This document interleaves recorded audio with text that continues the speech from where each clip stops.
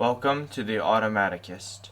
So this is my 2005 PowerBook G4, and it runs macOS 10.5.8 Leopard, as one would expect. You know, that's the maximum operating system that was available for these computers, and so that's what we can see right there.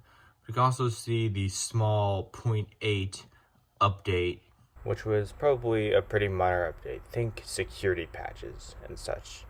And this is my 2019 MacBook Pro running Big Sur. Ever since 2001, the Mac has run macOS 10. This is to distinguish it from classic macOS, which was like macOS 8 and 9. And those were created in the 90s and looked very different. So there wasn't like a dock. Everything was different up top. And there were some things that went all the way back to the original 1984 Mac. And so that was Macintosh classic operating system.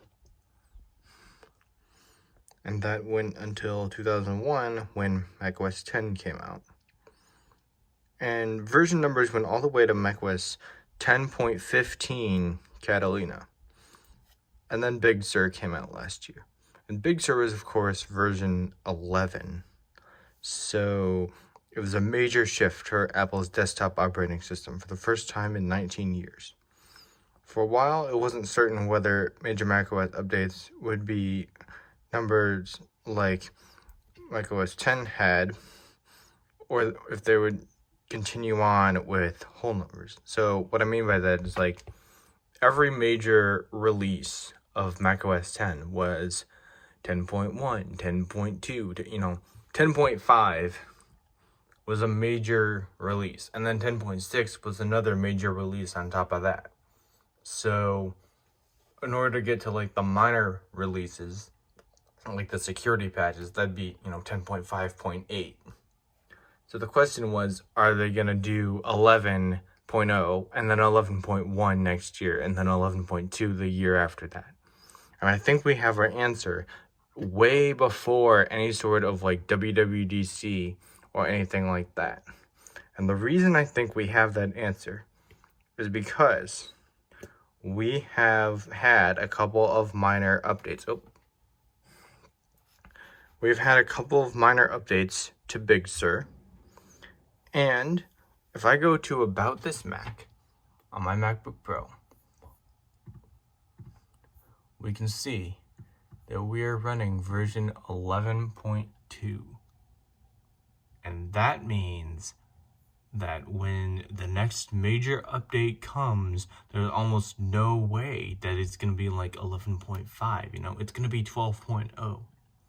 And that is something really significant, because that's a big paradigm shift from the way they had been doing things for almost 20 years. So with this new version numbering scheme, it probably indicates something that Apple is going to do for a very long time, as we saw classic macOS last from 1984 to 2001, and then macOS 10 lasted from 2001 to 2019. I don't even know what we're supposed to call this new era of macOS, because we had classic macOS and then macOS 10, and now what are we getting? Modern macOS? Who knows? By the fact that they're not just going to like stick on 11 forever. Like next year is almost certainly going to be macOS 12, unless they do something weird and skip numbers like Windows. Like where's Windows 9? Still waiting for it. And so that could be an interesting thing to see as it happens. We'll see how many decimal places they need in the future. We'll see what 11.x gets up to before next year. And we have that.